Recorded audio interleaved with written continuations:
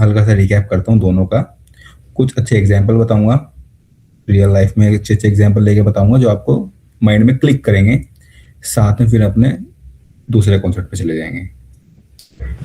ठीक है, यहाँ तक किसी को कोई डाउट अभी तक का, पीछे जो हमने पढ़ा है, फिर हम क्विक रिकैप कर रहे हैं हल्का। करें स्टार्ट, चलो। Yes sir. ठीक है, मैं यहाँ से इसको पूरा स्क्रैच कर देता हूँ एक बार। आप सबको पता है क्लास कैसे बनती है जावा प्रोजेक्ट के अंदर? ठीक है, जैसे मान लो मैंने यहाँ पे एक क्लास बनाई स्क्रैच से अपने किसमें, पैकेज में। पैकेज में आने के बाद सबसे पहले हम क्या करेंगे, एक मेन मेथड लेंगे। ठीक है, मेन मेथड काम कैसे करता है वो सब आपको पता है, बताया मैंने, axis modifier, static keyword, void, और इसका मेन क्या है, ये जो लिखा हुआ है इसका नाम है मेथड का, और ये हमारा आर्ग्यूमेंट है जो हमने स्ट्रिंग एरे में पास किया हुआ है। ARGS means argument. ठीक है, अभी हम देखने जा रहे हैं पैरामीटराइज मेथड। पैरामीटराइज का मतलब क्या होता है, पहले तो एक मेथड बनाते हैं यहाँ पर, पब्लिक वॉइड। ठीक है, रख लेते हैं पैरामीटराइज, मतलब जैसे गेट डेटा। ठीक है, गेट डेटा। मैं क्या कर रहा हूँ, एज अ, मान लो मैं एक, क्या कहते हैं, एक वो चलाता हूँ IT कंपनी। ठीक है, और मेरी IT कंपनी दिल्ली में है, और वहीं दूसरी साइड अंकित है, और अंकित भी एक IT कंपनी चलाते हैं, और अंकित की IT कंपनी क्या क्या, क्या मान लो बैंगलोर में। ठीक है, हम दोनों अपनी अपनी कंपनी को रन कर रहे हैं, पर हमारी कंपनी एक दूसरे पे डिपेंड है। किस चीज के लिए? डेटा के लिए। ठीक है, तो वहां पर क्या होगा, जब हम सामने वाला, जब मैं अंकित को डेटा शेयर करूंगा, मान लो जब मैं अंकित को डेटा शेयर करूंगा, अंकित मान लो अंकित को क्या, किसी चीज का रिचार्ज करवाना है। ठीक है, जब हम रिचार्ज करते हैं तो उसमें क्या क्या चीजें रिक्वायरमेंट होती है, फोन नंबर, ऑपरेटर। ठीक है, तो हम फोन नंबर और ऑपरेटर दोनों वहां पे मेंशन करते हैं, उसके बाद ही वो क्या करता है, जो उसके अंदर जो फिक्स है, जिस प्लेटफॉर्म से हमने रिचार्ज किया है, जिस प्लेटफॉर्म से अंकित ने उससे चीजें मांगी है, मान लो मैं इसका रिचार्ज कर रहा हूँ अंकित का वहां पर बैंगलोर में अपने यहाँ से, तो जिस प्लेटफॉर्म से मैं रिचार्ज कर रहा हूँ वो क्या है, कैलकुलेशन करेगा, और वो कैलकुलेशन करने के बाद हमें एक आउटपुट दे देगा। तो वो कैलकुलेशन किस बेस पे करेगा, जो पैरामीटर मैं क्या दूंगा, जो चीज में उस जो सिस्टम है उसको प्रोवाइड करूंगा। ठीक है, सिस्टम तो डिसाइड हो गया कि वो कैसे करेगा, उसका जो लॉजिक है वो पहले से बिल्ड है, मतलब कि जो मेथड हमने बनाया हुआ है, ठीक है, उसके अंदर वो लॉजिक बनाया हुआ है पहले से ही। जो भी हमने यहाँ पे मेथड बनाया, मान लो इसके अंदर वो लॉजिक बना हुआ है। ठीक है, अब मुझे क्या करना है, बाहर से इनपुट लेके आना है, और इनपुट पे जो लॉजिक होगा उस लॉजिक पे वो चीजें अपना काम करेगी और हमें आउटपुट दिखा देगी क्या आएगा। ठीक है, तो कभी भी हम जब अपने क्या कहते हैं मेथड में पैरामीटर शेयर करते हैं, कहाँ से शेयर करते हैं, कोई बताएगा मुझे? कल मैंने बताया था, हल्का तो याद होगा, बताओ। पैरामीटर हम कहाँ पे मेंशन करते हैं? ये गेट डेटा के आगे जो ब्रैकेट है, जो यहाँ पे ब्रैकेट है। यस। पैरामीटर किसी भी टाइप का हो सकता है। पैरामीटर अगर कोई मेथड पैरामीटर है कि नहीं, उसकी पहचान यही होगी कि जो यहाँ पर जो इसका नेम है गेट डेटा, मेथड का नेम है गेट डेटा। ठीक है, उसके बाद जो यहाँ पे ब्रैकेट लगे हुए हैं, स्क्वायर ब्रैकेट, इसके अंदर कुछ मेंशन है कि नहीं। अगर इसके अंदर कुछ मेंशन है तो मतलब वो पैरामीटर है। अगर इसके अंदर कुछ मेंशन नहीं है, मान लो ये अभी जैसे खाली है और खाली का खाली रहेगा, ठीक है, नील है, तो वो पैरामीटर नहीं है। अब पैरामीटर कुछ भी हो सकता है, मान लो मैं नेम भेज रहा हूँ, मैं वैल्यू भेज रहा हूँ, ठीक है, मैं कोई कंडीशन भेज रहा हूँ कि ट्रू है कि फॉल्स है। ट्रू और फॉल्स के लिए क्या डेटा टाइप बताया था मैंने? बुलियन। बुलियन। ठीक है, मान लो मैं यहाँ से एक इनपुट भेज रहा हूँ, इनपुट किस टाइप का होगा, स्ट्रिंग टाइप का इनपुट होगा, स्ट्रिंग या फिर फ्लोट। मैं ले लेता हूँ फ्लोट। ठीक है, इनपुट मैंने रख दिया। ठीक है, अब इनपुट जो मैंने भेजा, जो मैं भेजूंगा, बाहर से भेजूंगा, बाहर से भेजने का तरीका क्या होता है? या तो हम स्कैनर क्लास के थ्रू भेजेंगे, या तो फिर हम अपनी जो मेथड हम यहाँ पे कॉल करेंगे उसके अंदर ही हम जो पैरामीटर डालने का ऑप्शन आ जाएगा। ठीक है, दोनों तरीके देखेंगे, क्विक रिकैप कर रहे हैं। ठीक है, मान लो यहाँ पे मैं इनपुट भेज रहा हूँ। अब इनपुट पे जो कैलकुलेशन होगी वो कैलकुलेशन किस बेस पे होगी, वो होगी इस बेस पे जो चीज मैं इसके अंदर मेंशन करूंगा। किसके अंदर? इस मेथड के अंदर। इस मेथड की बॉडी स्टार्ट हो रही है लाइन नंबर 8 से लेकर के लाइन नंबर 10 तक का। जो भी मैं इस मेथड के अंदर लॉजिक मेंशन करूंगा वो लॉजिक क्या करेगा, जो मैं बाहर से डेटा भेजूंगा, इनपुट भेजूंगा फ्लोट टाइप का, उसके ऊपर कैलकुलेशन करेगा और फिर हमें फाइनल आउटपुट दे देगा। मतलब हम फाइनल आउटपुट क्या करेंगे, प्रिंट कर लेंगे। प्रिंट की आपको पता है statement, system dot out dot print, उसके थ्रू हम उसको क्या कर लेंगे, आउटपुट को प्रिंट कर लेंगे। तो हमें पता चल जाएगा कि जो इसके अंदर जो लॉजिक हमने बिल्ड किया हुआ है उसका काम क्या था, और जो आउटपुट जो हमारे जो इनपुट हमने जो भेजा था वो क्या था। ठीक है, मान के चलते हैं जो हमने यहाँ पे इनपुट लिया है, इनपुट एक नंबर ही होगा क्योंकि फ्लोट है, डेसिमल में भी हो सकता है, कैसे भी हो सकता है। ठीक है, अभी ले लेते हैं जीएसटी। ठीक है, जीएसटी पे क्या हम कैसे काउंट करेंगे जीएसटी? जीएसटी किस टाइप की आएगी, कोई बताएगा? फ्लोट फ्लोट फ्लोट टाइप के। ठीक है, फ्लोट टाइप की जीएसटी आएगी। ठीक है, इक्वल करके हम इसको क्या करेंगे, इसका एक लॉजिक लिख देंगे भाई जीएसटी कैसे काउंट होगी। कैसे काउंट होगी? इनपुट जो हमने बाहर से भेजा, ठीक है, मल्टीप्लाई बाय, क्यों? क्योंकि जीएसटी कैसे डिसाइड होगी, प्रोडक्ट। मैं रिचार्ज कर रहा हूँ भाई, मान लो 1200 का रिचार्ज कर रहा हूँ अपना, तो गवर्नमेंट ने डिसाइड किया होगा कि भाई 1200 का कोई मोबाइल रिचार्ज करता है उसके ऊपर कितने % जीएसटी लगेगी। किसी को आइडिया है कि मोबाइल रिचार्ज करने में कितनी % जीएसटी लगती है? अभी यहाँ पर जितने भी क्लास में बैठे हुए। नहीं सर, सर एक क्वेश्चन था सर। अगर हमने ये इनपुट हम मतलब एक प्री डिफाइंड नंबर है कि हम अपने से ए बी की तरह इसको इनपुट इनपुट कुछ भी कर, इनपुट देखो आप इनपुट अभी इस देखो एक मिनट, इस पे ये मेथड है, ठीक है, फ्लोट। ये यहाँ पर नॉन पैरामीटराइज मेथड है। ठीक है, जरूर नहीं है कि मैं मेंशन जो वहां पे वर्ड कर रहा हूँ वो इनपुट ही करूं। इनपुट कुछ तो भी मैं आपको सकता है। बता रहा हूँ कि हाँ। इनपुट कुछ भी हो सकता है, ए बी पर उसका उसका डेटा AB। टाइप आपको मेंशन करना पड़ेगा। हाँ कि हाँ क्या है। सही।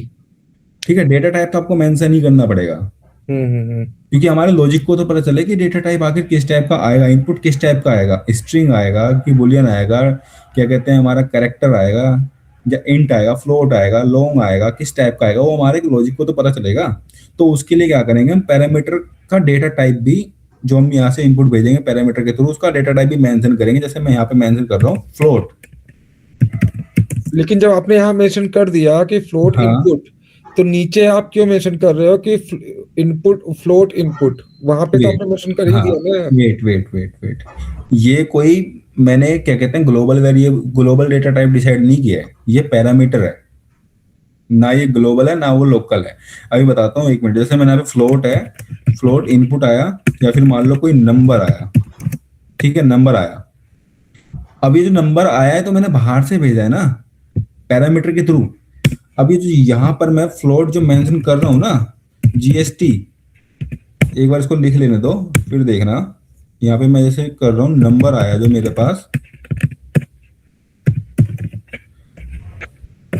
12% जीएसटी मान लो, डिवाइड बाय 100। एक मिनट,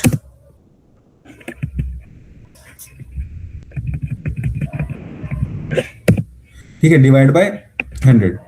तो ये क्या कर रहा है, ये आपका आउटपुट आ रहा है। ये वाला जो फ्लोट, ये यहाँ से जो एरिया है ना, ये वाला लाइन नंबर 9 पे, ये आपका जो वेरिएबल है, ये आउटपुट का वेरिएबल है ये। अगर मैं जीएसटी को आउटपुट भी कर दूंगा ना, तब आपको समझ में आएगा। ये आउटपुट है, ये जीएसटी में सिर्फ नाम दिया हुआ है वेरिएबल को, और जीएसटी कैसे कैलकुलेट होती है उसका लॉजिक ये दिया हुआ है मैंने बस। क्लियर। ठीक है, अभी मान लो मैं जीएसटी अगर ले रहा हूं तो इसकी जगह जरूरी नहीं है कि मैं जीएसटी ही लूंगा हमेशा, मैं कुछ भी ले सकता हूं। आउटपुट लेने के बाद मैं यहाँ पे A+B कर सकता हूं। A+B, समझ रहे हो? A+B करने के लिए मुझे यहाँ पे 2 डेटा टाइप लेने पड़ेंगे, क्योंकि A भी बाहर से लेना पड़ेगा और B भी बाहर से लेना पड़ेगा। मैंने यहाँ बताया था ना आपको कल हाँ अभी clear है। अभी तो इरेज कर दिया मैंने, वो कल बताया था कि दो टाइप के जो डेटा होंगे फिर हमें रखने पड़ेंगे वहां पे पैरामीटर्स में। ठीक है, तो ये आउटपुट है, तो आउटपुट किस टाइप का आएगा उसका भी तो डेटा टाइप मेंशन करोगे। ठीक है, ये हो गया।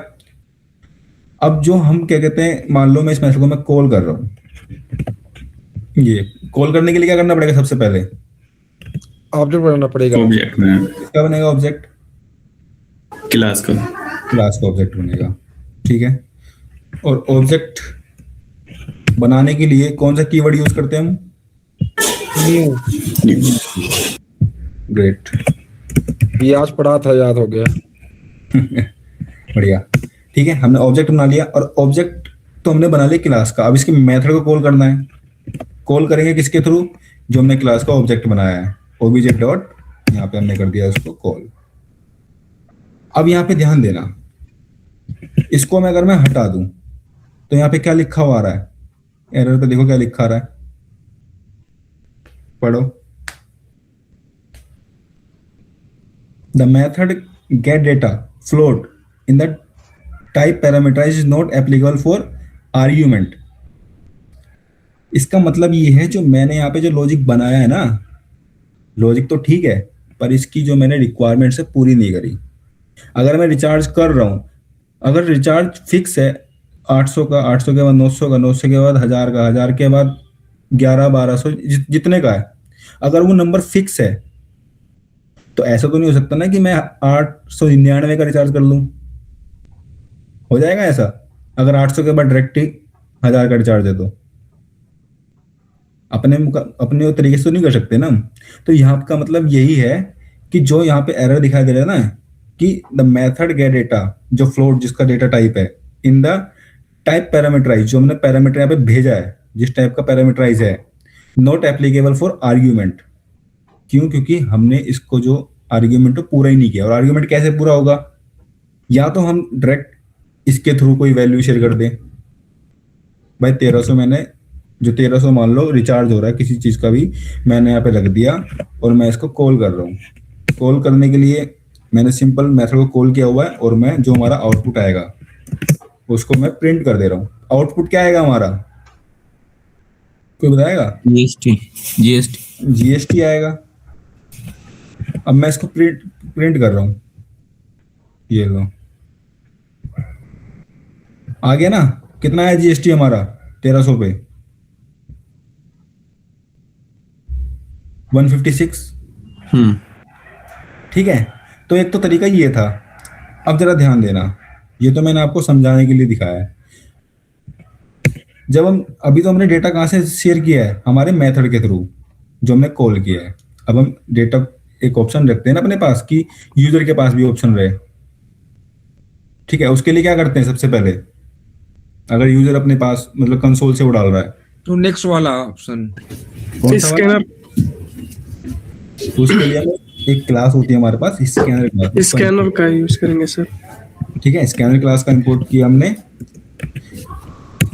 ठीक है, और इसको भी न्यू कीवर्ड से ही, क्योंकि कोई भी क्लास न्यू कीवर्ड से ही बनती है, और साथ में रख दिया हमने इसको स्कैनर क्लास के ऑब्जेक्ट में। एरर इसलिए आया क्यों, क्योंकि इसके अंदर अभी हमने पैरामीटर ही शेयर नहीं किया जो कि सिस्टम डॉट इन है, और इसकी हमें क्या करनी है, इंपोर्ट करना। इसकी जो डिपेंडेंसी, जो इसकी लाइब्रेरी है जहाँ पे रखी हुई है, वहां से इसको इंपोर्ट भी करना है। ये तो हो गया पैरामीटर देने के लिए। एक मैसेज भी दे देते हैं, मैसेज दे दिया मैंने, please enter your GST number. GST number मतलब एंटर योर अमाउंट, मान लो अमाउंट ही आएगा। ठीक है, मान लो अमाउंट आ गया। ठीक है, अब जो फ्लोट है, फ्लोट का मेथड भी तो मेंशन करना पड़ेगा कि जो हम यूजर से ले रहे हैं वो किस टाइप का ले रहे हैं, फ्लोट टाइप का ले रहे हैं। फ्लोट रख दिया, उसको वेरिएबल दे दिया, एक वेरिएबल मैंने दे दिया जैसे मान लो इनपुट इक्वल एससी डॉट कौन सा, नेक्स्ट फ्लोट। अब जो आर्ग्यूमेंट हम यहां से ले रहे थे, कहां से, अपने जहाँ पे हमने मेथड कॉल किया है वहां से ले रहे थे। अब वहां से उसकी लेने की जरूरत नहीं है। क्यों? क्योंकि अब हम इसको क्या कर रहे हैं, सीधा इसके अंदर क्लास से भेज रहे हैं। अब ये बताओ, जो मैं यहां पर कैलकुलेट कर रहा हूं, जो आउटपुट आएगा, एक मिनट, ये हो गया हमारा जीएसटी नंबर जो आएगा वहां से, क्या कहते हैं, यूजर के थ्रू। ये हो गया हमारा आउटपुट। ठीक है, इसको प्रिंट करें किसमें, जीएसटी में। और उसको कहाँ रख रहे हैं हम, किसके थ्रू ले रहे हैं, इसके अंदर क्लास के थ्रू। ठीक है, नेक्स्ट फ्लोट। अब क्या करना है इसको, मेथड को, कुछ रह गया हमारे पास अभी, क्लोज करना है। कॉल करना है मेथड। क्या करना है, कॉल। तो कॉल करने के लिए क्या करेंगे, ओबीजे डॉट, जो मेथड हमारा कौन सा है, गेट डेटा, और इसके अंदर हमने अपना वेरिएबल जो भी हमारा पैरामीटर है वो इसमें मेंशन कर दिया। ठीक है, अब मैं इसको कॉल करूंगा तो क्या होगा, आप सबको पता है कि यूजर के पास एक क्या है, ऑप्शन है कि वो अपना जो भी जीएसटी है, जो भी अमाउंट है वो इसके अंदर डाले और उसके ऊपर जीएसटी आपकी सामने आ जाए प्रिंट होकर के। यहां तक किसी को कोई डाउट है? नहीं। और मैं अब ये बताओ, मैंने कल आपको बताया था कि जो हमने यहाँ पर इसके अंदर मेथड जो हमने कॉल किया है, इसके अंदर जो हमने पैरामीटर रखा है इनपुट, इसके और जो लाइन नंबर 7 पे जो हमने पैरामीटर भेजा है, इसके और इसके बीच में कोई रिलेशन है?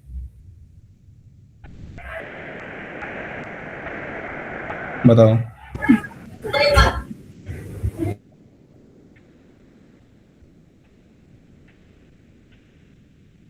बताओ, कोई रिलेशन है इन दोनों के बीच में? Line no sir. नंबर जो मैंने लिखा हुआ है मेथड के अंदर इनपुट, जो हम स्कैन क्लास के थ्रू ले रहे हैं यूजर से नंबर, और जो हम इनपुट वहां से यहाँ पे रख रहे हैं नंबर फ्लोट में, इसके और उसके बीच में कोई रिलेशन है इस वेरिएबल के और उसके? नहीं। अगर रिलेशन होता तो आपका क्या हो जाता, अभी यहाँ पर एरर शो कर जाता, क्योंकि दोनों में क्या है, एक में नंबर लिखा हुआ है और एक में क्या लिखा हुआ, इनपुट। ठीक है, ये डिपेंड नहीं करता बिल्कुल भी कि आपका क्या कहते हैं काम किस तरीके से हुआ है, पर फाइनल आपका काम हो जाना चाहिए। मतलब मैंने बताया था ना कि आपने अपने दोस्त या फ्रेंड या फिर मम्मी को ये तो बोल दिया कि मुझे पानी दे दो या फिर मुझे ये चीज दे दो, उन्होंने बिना रिस्पॉन्स के आपको वो चीज दे दी, पानी का गिलास दे दिया पानी पीने के लिए, पर रिस्पॉन्स नहीं दिया, तो आपको किससे मतलब था, रिस्पॉन्स से मतलब था या फिर जो आपको चाहिए था उससे मतलब था, पानी से मतलब था, आउटपुट से? आउटपुट से मतलब था, नॉर्मल सी बात है। ठीक है, तो ये होता पैरामीटराइज, मतलब कि जो हमने यहाँ पे नंबर दिया है उसके ऊपर जो हमारा जो लॉजिक लिखा हुआ है वो कैलकुलेशन करके जो भी आउटपुट आएगा उसको हम क्या कर रहे हैं, अपने यहाँ पर प्रिंट कर रहे हैं। प्रिंट कैसे कर रहे हैं, ये रिप्रिंट स्टेटमेंट। ठीक है, अब देखते हैं रिटर्न टाइप। इसमें कोई डाउट है पैरामीटर में? पैरामीटर कुछ भी हो सकता है, फ्लोट होगा, स्ट्रिंग होगा, इंट होगा, लॉन्ग, बुलियन, ट्रू, कुछ भी हो सकता है। वो डिपेंड करता है आपके लॉजिक पे, आप किस तरीके से बिल्ड कर रहे हो। कोई डाउट?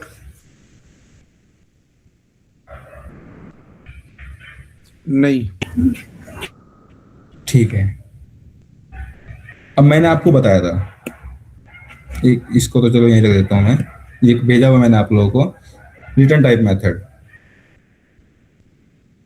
ये कैसे बनाया ये आपको दिखा देता हूँ एक बार, रिटर्न टाइप मेथड कैसे बनाया। ठीक है, मान लो मैंने एक क्लास बनाई, शुरू से बनाता हूँ। ठीक है, एक क्लास बनाई और उसके अंदर अपना एक मेन मेथड लिख दिया।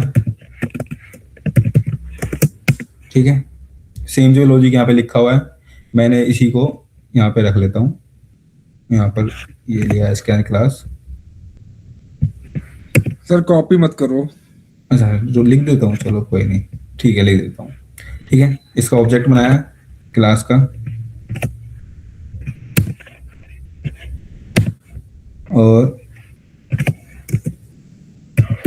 ओबीजे इक्वल न्यू, क्लास का ऑब्जेक्ट बना। ठीक है, एक स्कैनर क्लास ही बना लेते हैं, डिपेंड करता है आप किस तरीके से कोड लिख रहे हो। ठीक है, स्कैनर क्लास बनाई हमने, स्कैनर क्लास न्यू कीवर्ड के साथ, और एससी नाम के ऑब्जेक्ट में इसको रख लिया। System dot out dot in, क्योंकि मेथड ले रहे हैं, साथ में एक अच्छा सा मैसेज भी दे दिया, system dot out dot print कि प्लीज एंटर योर नंबर। ठीक है, यहां तक किसी को डाउट है? No sir. नहीं। ठीक है, मेथड बनाया हमने, public void get GST, GST ले रहे हैं नंबर में। ठीक है, अभी तक का जो मेथड मैंने बनाया है, कौन बताएगा कि पैरामीटराइज रिटर्न टाइप है कि नहीं? रिटर्न टाइप नहीं है। Non return type, non return type है। पैरामीटराइज है कि नहीं? नहीं है, क्योंकि पैरामीटर मेंशन नहीं किया। तो कौन सा मेथड हुआ फिर ये? Non parameterise. Non return type non parameterise method. ठीक है, अभी मैं क्या कर रहा हूं, मैं यहाँ पे एक पैरामीटर भेज रहा हूँ फ्लोट टाइप का, उसका नाम दे देता हूं इनपुट। ठीक है, इनपुट मैंने दे दिया। अब क्या कर रहा हूं, जो भी इनपुट यूजर भेजेगा, एक मिनट, कॉल आ रही है, एक मिनट।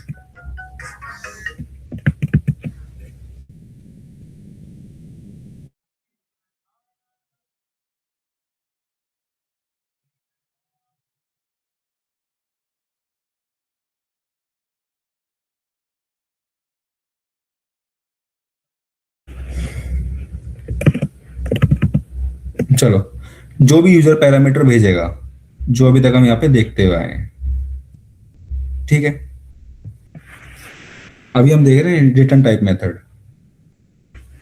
जो पैरामीटर भेजेगा उसका आउटपुट आएगा, किस बेस पे आएगा? जो हमने लॉजिक इसके अंदर लिखा, जीएसटी है, इसको कर दिया हमने, लॉजिक बनाया। लॉजिक क्या बनाया? इनपुट आया बाहर से, मल्टीप्लाई बाई किया 18 या फिर 12 कर लो आप, जितना भी चल रहा होगा जीएसटी, जिस हिसाब से आपको लगता है कि मैंने प्रोडक्ट क्या लिया है। ठीक है, अब रिटर्न टाइप मेथड की पहचान क्या होती है? कोई मुझे बताएगा? मैंने बताया था आप लोगों को, उसमें रिटर्न लिखा होगा। उसके अंदर जो रिटर्न है वो कीवर्ड मेंशन होगा। यहाँ पर जो रिटर्न आएगा आपका वर्ड, क्योंकि हम किसको रिटर्न कर रहे हैं यहाँ पर? मेथड को। मेथड को नहीं, जीएसटी को रिटर्न। जीएसटी। ठीक है, जीएसटी रिटर्न कर रहे हैं हम। और जीएसटी किस टाइप की यहाँ पर जो हमारा आउटपुट है? फ्लोट टाइप की। फ्लोट टाइप का। तो वहां से वॉइड को हटा देना मेथड से, और फ्लोट जो डेटा टाइप है हमारा उसको मेंशन कर देना है। अब मैं बताता हूँ ऐसा क्यों हुआ, रिटर्न टाइप से क्यों यूज, मतलब यहाँ पे बोला गया, और इसका यूज कैसे होगा। सपोज करो आप लोगों ने एक नंबर लिया, ठीक है, नंबर तो ले लिया, अब उस पर कैलकुलेशन हुई।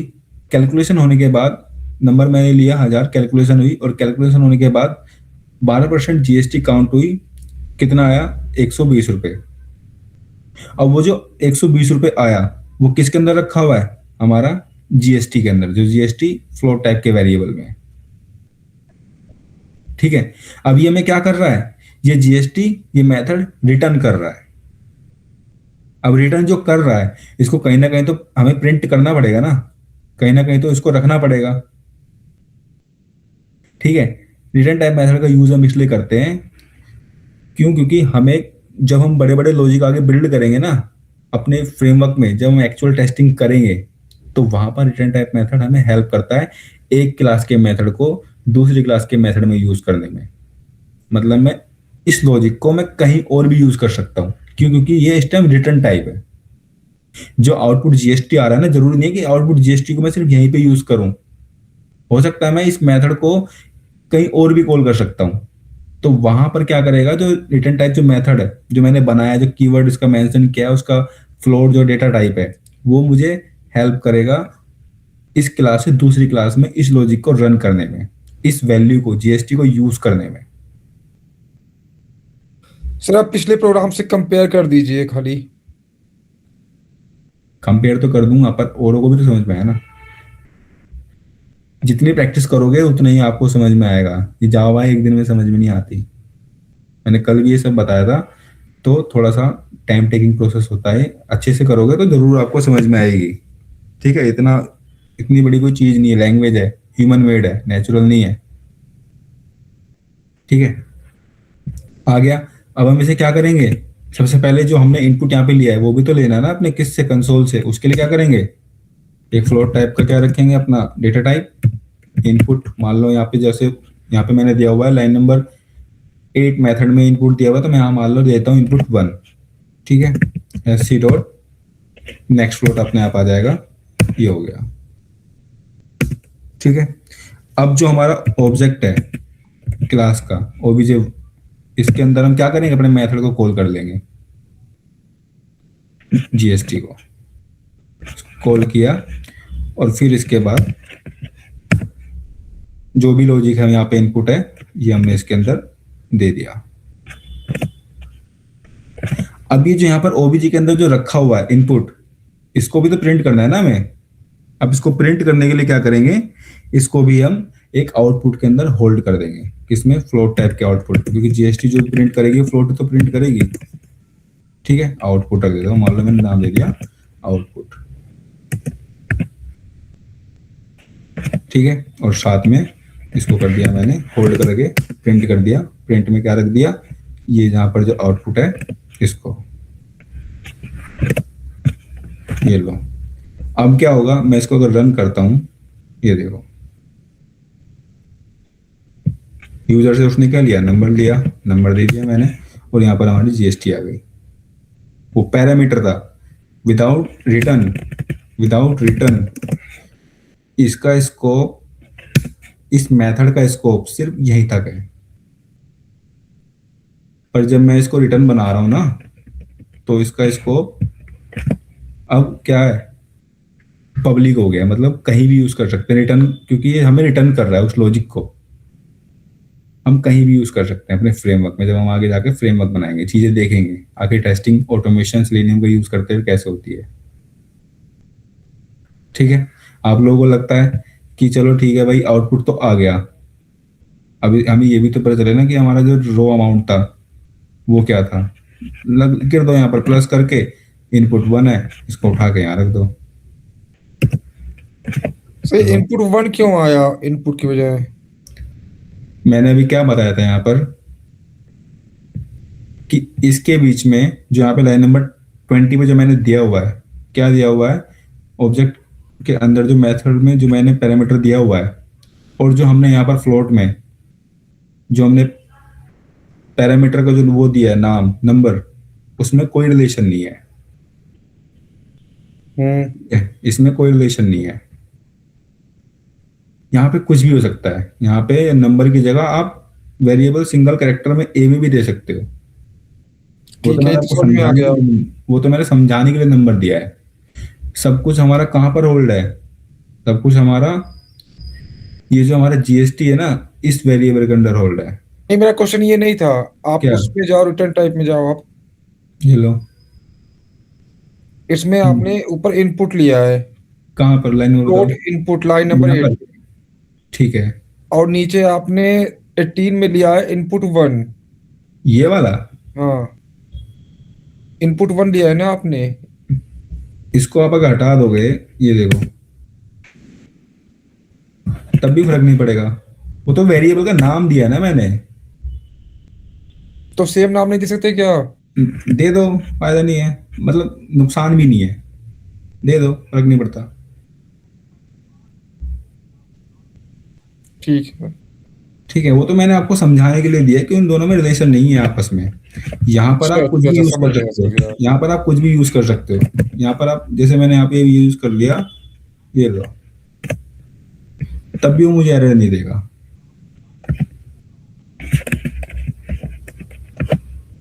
दिया एरर, नहीं दिया, लॉजिक सेम वही काम करेगा। क्लियर। क्यों? क्योंकि जो जीएसटी कैलकुलेट हो रही है वो हमारे इनपुट के थ्रू हो रही है जो हम बाहर से भेज रहे हैं। ठीक है, चलो यहां तक किसी को डाउट है? आगे चलते हैं हम कंडीशनल, आखिर इफ एल्स कैसे काम करता है बताओ।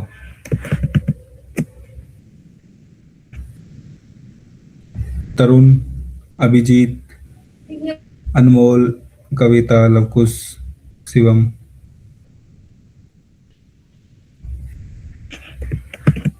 कोई डाउट? No, sir. अब चलते हैं अपनी कंडीशन। एक क्लास बनाता हूँ फिर समझाता हूँ कंडीशन एक्चुअल में होती क्या है। ठीक है, कंडीशन मैंने बनाई, क्लास का नाम कंडीशनल।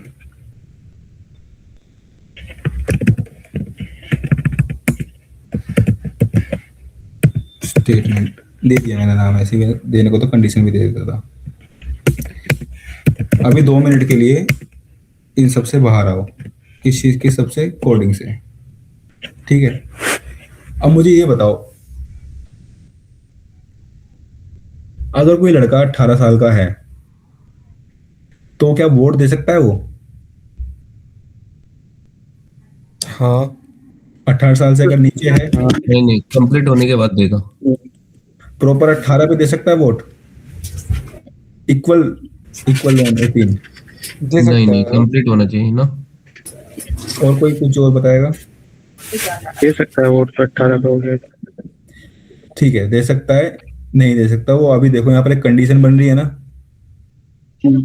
अब ये बताओ, इंडियन रेलवे है, अब इंडियन रेलवे में क्या होता है, बस सीनियर सिटीजन की कंडीशन अलग है कि भाई उनको हमेशा लोअर भर्ती मिलेगा अगर किसी की एज इससे ऊपर है तो। ठीक है, अगर किसी की एज इस कैटेगरी जैसे मान लो 21 से लेकर के 45 या फिर 50 के बीच में, उसको मिडल या फिर अपर भर्ती भी चलेगा। पर अगर सीनियर सिटीजन है, 60 प्लस है या फिर 60 के आसपास है कंडीशन के हिसाब से, जो फुलफिल करता है वो, हर जगह एज नहीं होती, कहीं पे फिजिकल कंडीशन भी होती है, तो उसको लोअर बर्थ मिल जाएगा। तो ये क्या कंडीशन है? इफ अगर कोई पर्सन, मान लो if any person age cross then 60 then it will get lower birth, else and else upper or middle birth।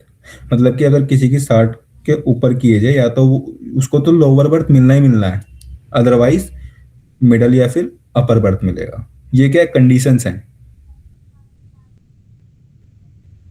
कोई एग्जांपल देना चाहेगा कंडीशन? किसी को क्या लगता है और क्या क्या हो सकती है? मार्क्स भी हो सकते हैं, A grade, B grade, C grade. हाँ, स्कूल में जब हम अपनी मार्कशीट लेने जाते हैं, लिखा होता है ना ए ग्रेड बी ग्रेड, पता चलता है हमें कि भाई अगर इस मान लो 33 अगर उसके नंबर आए हैं तो वो बच गया, पर अगर उससे नीचे आए हैं तो वो फेल है। फिर अगर वो 33 से लेकर के अबव 50 या फिर उसके लेस देन 50 है, मतलब लेस देन 50 या फिर इक्वल देन 50 है, तो उसका ग्रेड डिसाइड हो जाएगा, first grade, second grade, third grade, A B C D जो भी होता है। ठीक है, तो ये कंडीशंस हैं। और कोई बताएगा कंडीशन के एग्जांपल क्या क्या हो सकते हैं? कुछ भी हो सकती है कंडीशन तो। ठीक है, यहां तक किसी को डाउट कि कंडीशन आखिर होती क्या चीज है? ठीक है, ये भी एक कंडीशन है कि अगर आपको जावा आ गई तो आप ऑटोमेशन करोगे, एल्स मैनुअल तो है ही। क्यों? क्योंकि टेस्टिंग में जरूर छोड़ना कि ऑटोमेशन ही एक फील्ड है, टेस्टिंग में मैनुअल भी तो एक फील्ड है ना। अब ऑटोमेशन में भी कंडीशन क्या है? अगर आपको ऑटोमेशन आता है तो ठीक है, एल्स आप चैट जीपीटी का भी यूज कर सकते हो, एआई का भी यूज कर सकते हो। कंडीशन बन रही है, डिपेंड करता है आप कैसे कंडीशन को सोच सकते हो। ठीक है, तो अभी हम एक प्रोग्राम देखते हैं कंडीशन बेस पे। सबको पता है, एक क्लास बनाते हैं सबसे पहले हम अपने लॉजिक बिल्ड करने के लिए पैकेज के अंदर। ठीक है, उसके अंदर मेन मेथड हमने रखा, मेन मेथड के बाद मैं यहाँ पर एक मेथड बनाता हूँ, नॉर्मल मेथड, पब्लिक वॉइड, और रख देता हूँ गेट एज ले लेते हैं, ठीक है। और इसके अंदर एक इनपुट मेंशन कर देता हूँ।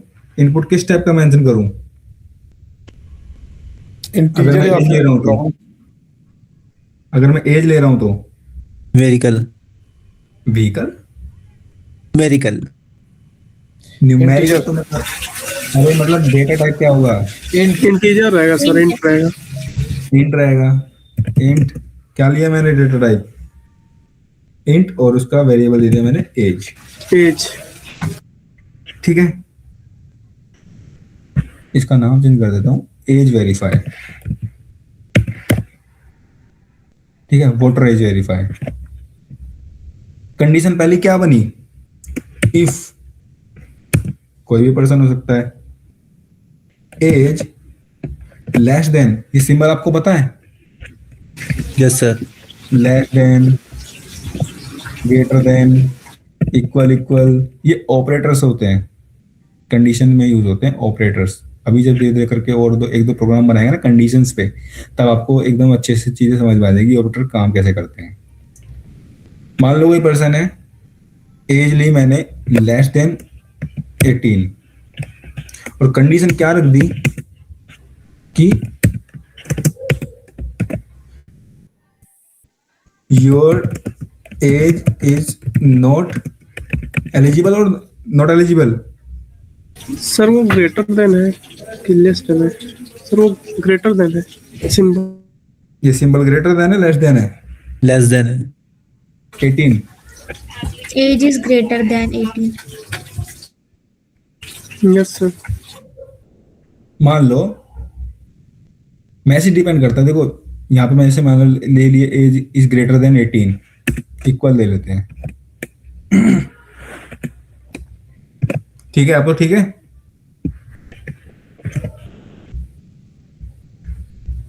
हाँ यस सर। Yes sir, ठीक है।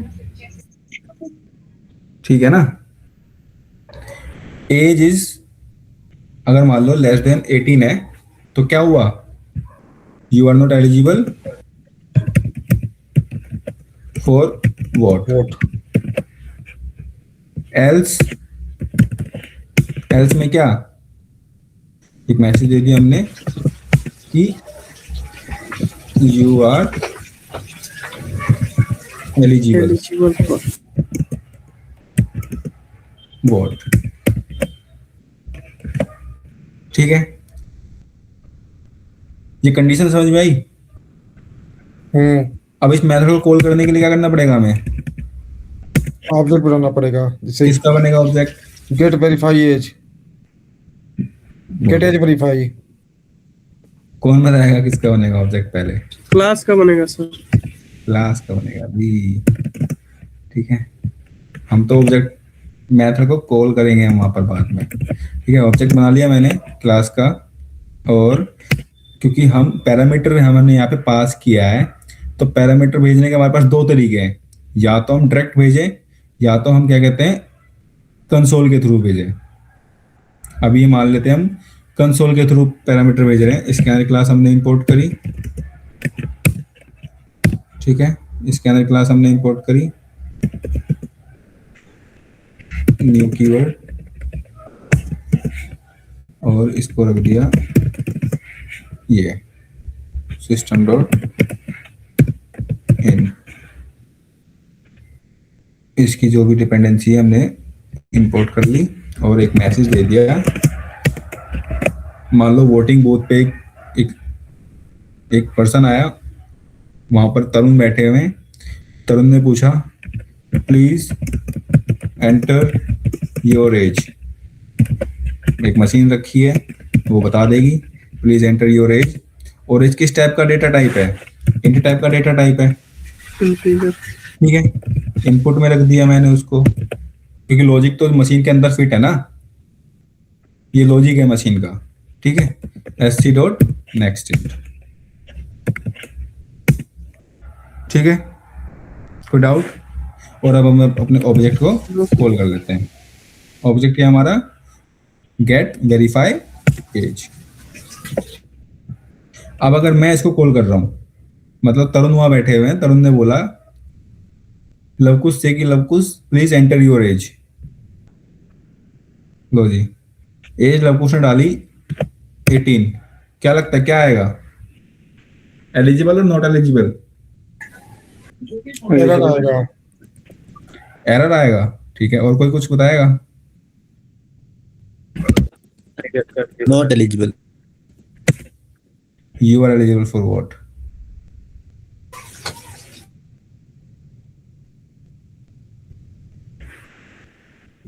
कैसे आए ये?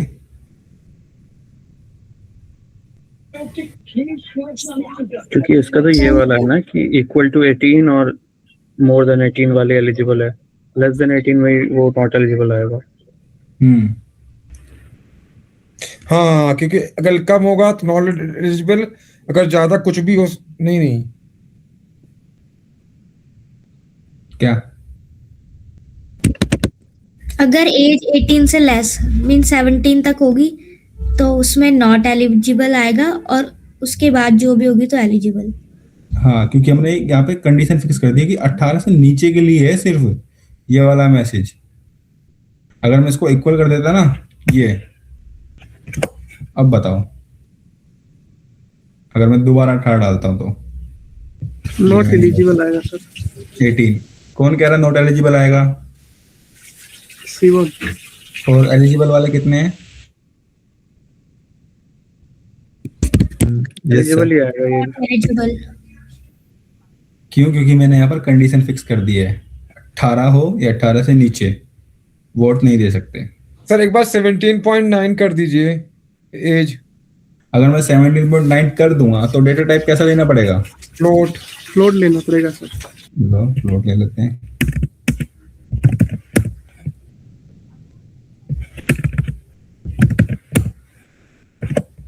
ठीक है, इसके यहाँ पर भी मेंशन करना पड़ेगा हमें sc.next फ्लोट। कंडीशन मैंने क्या दी? 17 पॉइंट क्या बोला आपने? 9 तीन ही रहे, कंडीशन वही रहे। क्या कंडीशन वही रहे? अच्छा 18। समझ गया, ये लो, यहां से आप बोल रहे हो ना 17.9।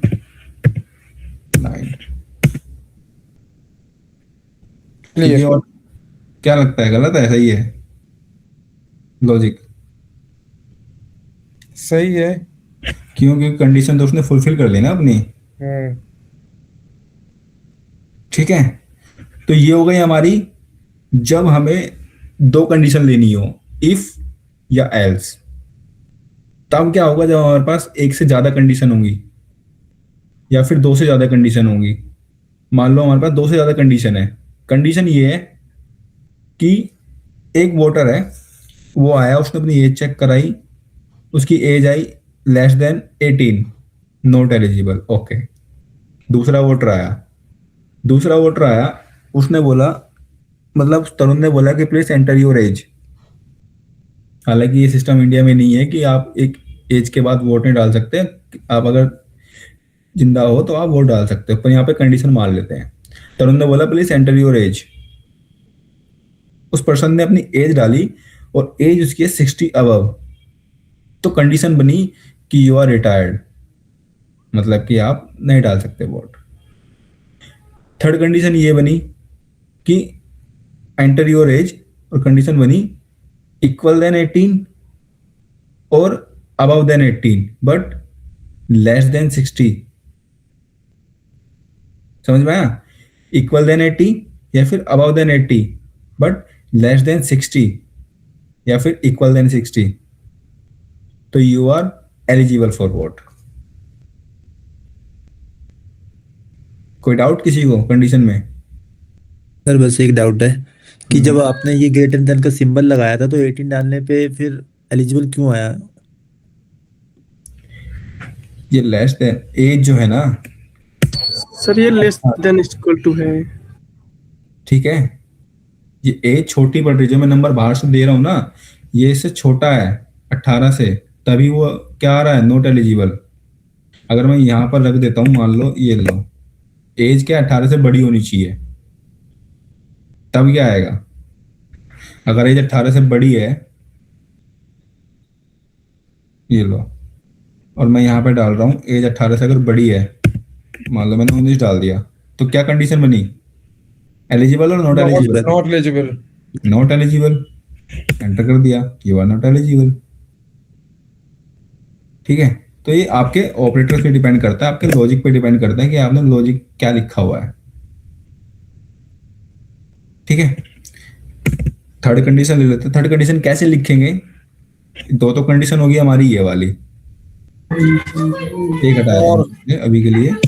थर्ड कंडीशन, जैसे मान लो एक कंडीशन लिख दिया हमने लिख दी कि आपकी एज क्या है, 18 से नीचे हो या फिर, चलो इक्वल वाला बाद में लेंगे। ठीक है, 18 से नीचे हो या फिर आपकी एक एज हो, एल्स इफ। ठीक है, इसमें क्या कंडीशन बनेगी आपकी, कंडीशन, एक मिनट, कंडीशन मान लो मैंने बनाई कि greater than 60 age greater than 60 age greater than और इक्वल देन 80। ठीक है, फिर हमने एक ऑपरेटर यूज किया, एंड ऑपरेटर। इसका मतलब होता है एंड ऑपरेटर। ठीक है, और जब हम ये वाला सिंबल यूज करते हैं, आ गया ये वाला, इसका मतलब होता है और ऑपरेटर। ठीक है, बताता हूं दोनों कैसे यूज होंगे। ये हो गया एंड ऑपरेटर, मैंने लगा दिया यहां पर एंड। ठीक है, एंड ऑपरेटर लगाया और साथ में एक कंडीशन और रख दी, एज लेस देन या फिर इक्वल देन क्या, 60। समझ गए, लेस देन या फिर इक्वल देन 60, और मैसेज प्रिंट कर दिया कि you are eligible for what. होगी दो कंडीशन। तीसरी कंडीशन आई एल्स, जो इन दो कंडीशन में नहीं आएगा, जो इन दो कंडीशन के अंदर नहीं आएगा वो जाएगा थर्ड कंडीशन में। क्यों, क्योंकि या तो ये ट्रू होगी या तो ये वाली ट्रू होगी, या तो लाइन नंबर 13 ट्रू होगी या तो लाइन नंबर 9 ट्रू होगी। अगर लाइन नंबर 9 भी ट्रू नहीं है, लाइन नंबर 13 भी ट्रू नहीं है, तो 100% लाइन नंबर 17 वाली ट्रू होगी कंडीशन। और ये कंडीशन क्या बनी, system dot out dot print, एक minute, system dot out dot print, और हमने इनको क्या कर दिया, जो भी पर्सन आए रिटायर्ड। ठीक है, हमने इनको क्या कर दिया, रिटायर्ड कर दिया कि भाई आपकी एज है जो बहुत ज्यादा है, माफी चाहते हैं, आप वोट नहीं दे सकते। हालांकि कंडीशन इंडिया में ऐसी अप्लाई नहीं होती जब वोट की बारी आती है। ये तो हम खाली लॉजिक बिल्ड कर रहे हैं ताकि हमें ये जो ऑपरेटर्स है ये समझ में आ जाए कैसे यूज होते हैं। ये एंड का यूज हम जब करते हैं जब हमारी दोनों कंडीशन ट्रू हो। यहाँ पे दोनों कंडीशन ट्रू होंगी तभी जाके ये मैसेज आएगा, इक्वल देन या फिर लेस देन 60 या फिर इक्वल देन या फिर ग्रेटर देन 80। ये भी दोनों कंडीशन ट्रू होंगी तभी जाकर के हमारे जो you are eligible for vote ये वाला मैसेज प्रिंट होगा। और इसके लिए हम कौन सा ऑपरेटर यूज करते हैं, एंड ऑपरेटर। ठीक है, अब अगर मैं इसको करूं क्या, रन, ये लो, बताओ एज बताओ क्या डालूं,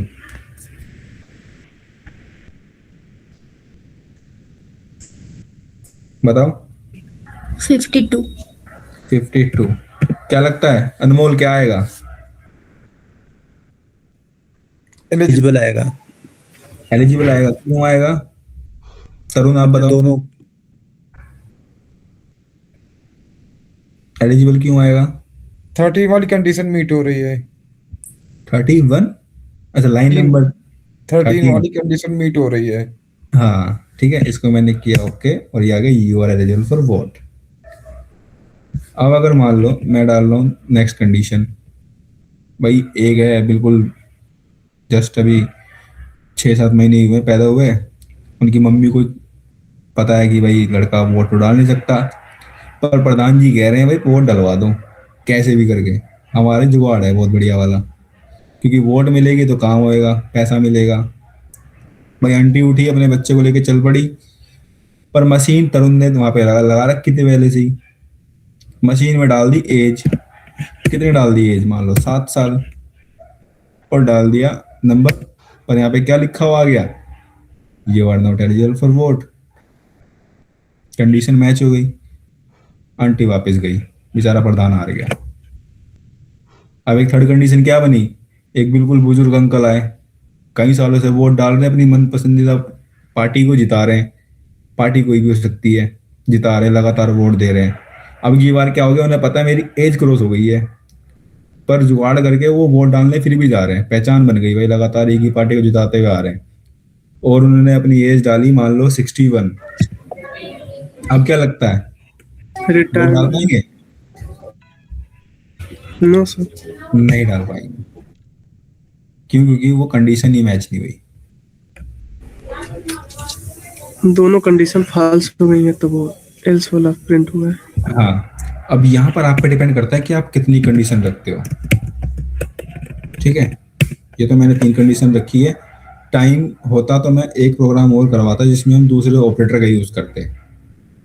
ठीक है, पर कोई नहीं, वो मैं कल करवा दूंगा, क्योंकि ज़्यादा टाइम हो रहा है, आप लोगों को भी इस टाइम भूख लग रही होगी, 8 बजे से बैठे हो। किसी को कोई डाउट है यहाँ तक? एक क्वेश्चन मेरा था हाँ हाँ, कि जैसे मैं पीछे से चल रहा हूँ, ठीक है, अभी बहुत पीछे हूँ, अरे और पीछे कोई नहीं है भाई, पीछे कोई नहीं है, बस ये कि आप अपने नहीं आप नहीं को एक्टिव नहीं, रखो। मेरा पूरा सुनिए कि जो इफ एल्स वाला है ना, ये मुझे समझ में आ रहा है, बहुत इजी लग रहा है ये चीज। अच्छा, तो मैं ये करता हूँ कि पीछे वाला एक एक प्रोग्राम में कवर करूंगा, और इससे मैं आगे बढ़ रहा हूँ, ये सीखते जा रहा हूँ। ठीक है, जैसा आपको ठीक लगे। बस ठीक आपको फाइनल जिस चीज की जो आपका ऑब्जेक्ट है वो पूरा हो जाए। ऑब्जेक्ट क्या है आपका? आपको जावा आ जाए, आप ऑटोमेशन इंजीनियर बन जाओ, है ना? बस डिपेंड करता है प्रोसेस क्या है। एक प्रोसेस ये है कि आप कंटिन्यूसली जो हम प्रोग्राम दे रहे हैं उसको फॉलो करो, एक प्रोसेस ये है कि आप अपने अकॉर्डिंग चल रहे हो। प्रोसेस पे फोकस करो या फिर आउटकम पे, मेन रिजल्ट आपके अकॉर्डिंग ही आना चाहिए कि आपको करना क्या है, मतलब इंजीनियर बनना है, ऑटोमेशन, ठीक है, या फिर मैनुअल। कोई डाउट किसी को? नो सर, अभिजीत, अक्षय, अनमोल, नहीं अभी तो नहीं। कविता, लवकुश, नो सर। तरुण, शिवम। सर बोलो। नहीं डाउट, ठीक है। तो आज की क्लास को ये वाइंड अप करते हैं। कल हम एक और कंडीशन देखेंगे जिसमें हम दूसरे ऑपरेटर का यूज करेंगे, ठीक है। फिर अपने जो हमारी जर्नी है उसको कंटिन्यू करेंगे अगले उस पे। अच्छा, एक चीज और हो सकता है, जैसे जहां तक मुझे लगता है सब दिल्ली एनसीआर के ही बंदे हैं, तो एक ऑफलाइन क्लास एक दिन, चाहे सैटरडे संडे जो हम लोग की ऑफ रहता है, उस दिन एक 8 या 9 घंटे का वर्कशॉप होगा, उसमें थ्योरी कुछ नहीं होगी। इस पे हम डिस्कस कर रहे हैं, आपकी बात ठीक है, इस पे डिस्कस कर रहे हैं, मैं और अंकित इस पे बात करते रहते हैं। तो जिस दिन हमारा कोई आउटकम आएगा आपको जरूर पता चलेगा। ठीक है, ओके। ठीक है, ओके सर। हाँ, टेंशन मत लो। चलो, okay, good night sir. Good night.